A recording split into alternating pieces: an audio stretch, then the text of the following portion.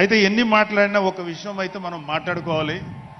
ఒక cinema script కానీ ఒక ఉపన్యాసం కానీ దానికి కొన్ని లక్షణాలు ఉంటాయి. అంటే ప్రతి స్పీచ్లోనూ ఒక హీరో, అంటే ఒక సినిమాకి చెప్పిన ఒక హీరో, ఒక విలను, ఒక హీరోయిన్, ఒక హాస్యగాడు, ఇలా ఉంటారు. సో మనం వైసీపీ హాస్యగాళ్ళ గురించి చెప్పుకోకుండా ఈ స్పీచ్ని ఎండ్ చేయలేం. ఎందుకంటే జగన్ లాంటి హాస్యనటుడు కనే కళల గురించి మీకు చెప్పాలి. ఆయన ఎలక్షన్స్ అయిపోక ముందు నిద్రలోకి వెళ్ళారు. ఇప్పటికి నిద్ర లేవాలి. అప్పుడప్పుడు నిద్రలో లేచి కలవరిస్తుంటారు. మొన్న కూడా ఒక మాట చూశారు. కళ్ళు మూసి తెరిచేలోగా 9 నెలలు అయిపోయినాయి, ఇంకెంత, ఇంకాసారి కళ్ళు మూసి తెరిచేలోపుగా 5 ఏళ్ళు అయిపోతాయి, ఆ తర్వాత అధికారం మాదే అని ఆయన మాట్లాడుతుంటే అంతకన్నా ఏ హాస్యగాడు కూడా అంత అద్భుతంగా చేయలేడు. అంత అద్భుతంగా హాస్యం చూపిస్తున్నారు ఆయన. కానీ ఆయనకి నా సలహా ఏంటంటే, సార్ మీరు నిద్రలోనే ఉండండి, అప్పుడప్పుడు కలవరించండి, తప్పులేదు. ఇంకొక 20-30 ఏళ్ల తర్వాత మీరు కల్లో నుంచి బయటికి రండి, అప్పుడు దాకా మిమ్మల్ని ఎవ్వరూ డిస్టర్బ్ చేయరు. ఇది నాకు మనస్ఫూర్తిగా నేను మీకు ఇచ్చే సలహా. మీరు 20 ఏళ్ల తర్వాత మేలుకోండి, ఆ తర్వాత మీ ఇష్టం. మేమైతే 20 ఏళ్ల దాకా మిమ్మల్ని హ్యాపీగా పడుకోమనే సలహా ఇస్తున్నాం.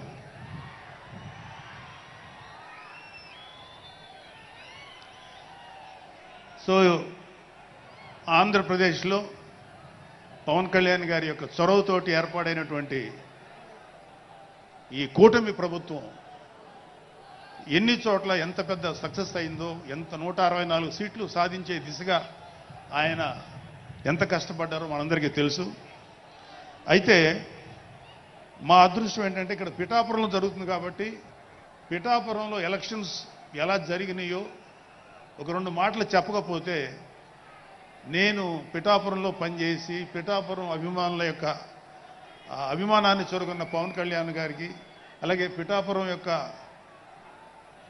జనసైనికులకి, పౌరులకి నేను కృతజ్ఞత చూపించినట్టు అవుతుంది. సో వాళ్ళ కోసం ఈ 2 మాటలు మాట్లాడుతున్నాం.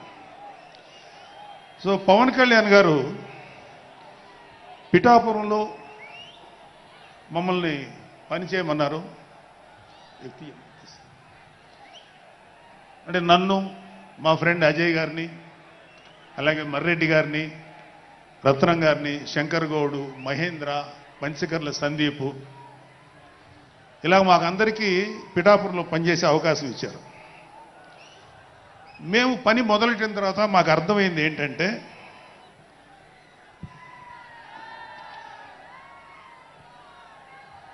పవన్ కళ్యాణ్ గారికి ఆల్రెడీ ఇక్కడ విజయం ఖరారైంది.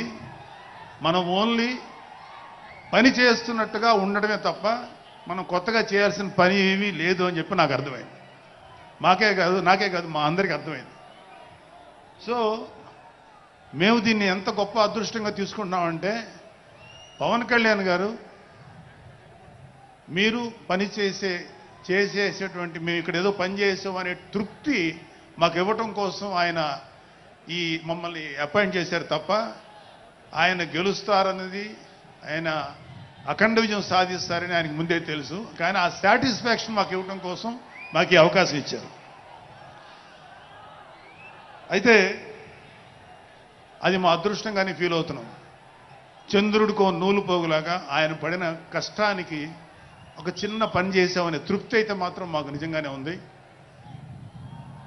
అయితే ఇక్కడ పిఠాపురంలో పవన్ కళ్యాణ్ గారు అఖండ విజయం సాధించడానికి 2 ఫ్యాక్టర్స్, 2 ఇంపార్టెంట్ ఫ్యాక్టర్స్.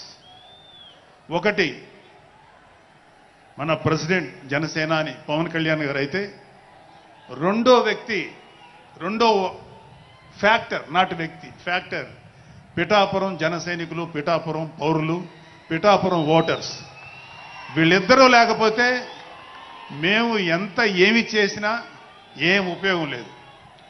సో మాలో ఎవరైనా ఇంకెవరైనా సరే పవన్ కళ్యాణ్ గారి విజయానికి నేనే దోహదపడ్డాను అని ఎవరన్నా అనుకుంటే అది వారి కర్మ, అంతకంటే ఏం చేయలేదు.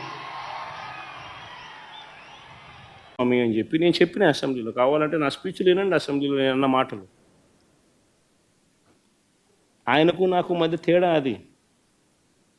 ఏదైనా కానీ అసెంబ్లీ అనేది ఎందుకు జరుపుతూ ఉన్నాం?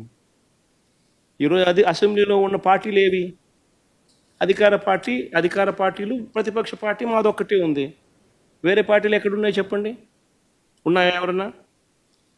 మన ప్రతిపక్ష పార్టీ అనేది ఎవరికి ఇస్తారు? మాకు ఇవ్వకపోతే ఎవరికి ఇస్తారు చెప్పు? ఉన్న వాళ్ళందరూ మంత్రివర్గంలో మంత్రివర్గ సభ్యులుగా మీరే ఉండరు, మీరే గవర్నమెంట్లో ఉండరు, అంతా మీరే రూలింగ్లో ఉండరు. మీరే ప్రతిపక్ష పాత్ర ఎట్ట పోషిస్తారు స్వామి? నాకు అర్థం కావడంలా. అధికార పార్టీ మీదే, ప్రతిపక్ష పార్టీ మీదే, డబుల్ యాక్షన్ ఇదేమన్నా? హీరో నువ్వే. అది నేను చెప్పేది స్వామి, రెండు పాత్రలు డబుల్ యాక్షన్. ఒక పక్క నువ్వే కొడతానంటే ఈ పక్క నేనే కొడతానంటే ఎట్లా కుదురుతావు స్వామి? అది ఉండేది ఈరోజు అసెంబ్లీలో రెండు పార్టీలు ఉన్నాయి. వాళ్ళంతా కలిపి అధికార కూటమి. ఉన్నోళ్ళంతా ఆ పక్క ఉన్నారు. ప్రతిపక్షం ఉన్నది మా పార్టీ తప్ప వేరే ఏ పార్టీ ఉంది? వేరే ఏ పార్టీ లేదు. సో వేరే ఏ పార్టీ లేనప్పుడు ప్రతిపక్షం అనేది ఎవరికి ఇవ్వాలి? ప్రతిపక్ష పార్టీగా గుర్తింపు అనేది ఎవరికి ఇవ్వాలి? ప్రతిపక్ష పార్టీగా ఉన్న వాళ్ళకి ఇవ్వాలి. సో న్యాచురలీ ఆ పార్టీకి ఎంతమంది అన్నా ఎమ్మెల్యేలు ఉండని స్వామి, వాళ్ళకి ఓ లీడర్ అనేవాడు ఉంటాడు కదా. సో ఆ లీడర్ని ఏమంటారు? ప్రతిపక్ష నాయకుడనే అంటారు కదా, వేరే పేరు ఏమన్నా అంటారా? సో ప్రతిపక్ష నాయకుడు అని చెప్పి నువ్వు ఎప్పుడైతే అంటావో అప్పుడు ఏంది, దాని అర్థం ఏంది? లీడర్ ఆఫ్ ది హౌస్కి ఎంతసేపు మైక్ ఇవ్వాలనో అంతేసేపు దాని తర్వాత స్థానంలో ప్రతిపక్ష పార్టీ నాయకుడికి ఇవ్వాలి. ఎందుకు ఇవ్వాలి? ఇవన్నీ చెప్తాడు కాబట్టి. ఇవన్నీ అవతల ప్రతిపక్ష పార్టీ చెప్పినప్పుడు నువ్వు రిపేర్ చేసుకోవాలి కాబట్టి. అది గవర్నమెంట్ చేయాల్సిన డ్యూటీ కాబట్టి, పని కాబట్టి. కానీ ఇక్కడేం జరుగుతూ ఉంది? నేను చెప్పనివ్వను, నేను ఎవరి స్వరము విననివ్వను, నీకు 5 నిమిషాల కన్నా ఎక్కువ మైక్ ఇవ్వను అని నువ్వే డిక్టములు పాస్ చేస్తూ ఉంటే ఏ రకంగా అసెంబ్లీలో ప్రతిపక్షం అన్నది మాట్లాడగలుగుతుంది, స్వరం ఇవ్వగలుగుతుంది? ఇప్పుడు మీరే అన్నారు 1.5 2 గంటలు పట్టింది సార్ అని. మరి 1.5 2 గంటలు పడుతుంది. మరి ఇవన్నీ నేను మాట్లాడిన మాటల్లో ఏదైనా ఒకటన్నా వేస్ట్ మాట ఏమన్నా ఉందా? బడ్జెట్కి సంబంధించిన డాక్యుమెంట్సే చూపించినాను, బడ్జెట్కి సంబంధించిన అంశాలే ప్రస్తావించినాను. మరి టైం పడుతుంది. మరి ఇంక పట్టుకోకుండా ఎట్లుంటుంది చెప్పు? మరి వినాలా? అవతలోనికి మైక్ ఇస్తేనే కదా నువ్వు అవతలోడు చెప్పగలుగుతాడు. సార్ మీకు ప్రతిపక్ష హోదా అంశానికి సంబంధించి పవన్ కళ్యాణ్ గారు ఒక కామెంట్ చేశారు. వైఎస్ఆర్ కాంగ్రెస్ పార్టీకి వచ్చినటువంటి ఓట్ల శాతాన్ని, సీట్ల శాతాన్ని బట్టి చూస్తే జర్మనీలో అయితేనే వస్తుంది, ఇక్కడ రాదు, ఇక్కడ 5 ఏళ్ళు రావడం కష్టం అని ఒక విమర్శ చేశారు సార్. ఆ మనిషి కార్పొరేటర్కి ఎక్కువ, ఎమ్మెల్యేకి తక్కువ. జీవితకాలంలో ఇప్పుడు ఎమ్మెల్యే ఒకసారి అయినాడయ్యా.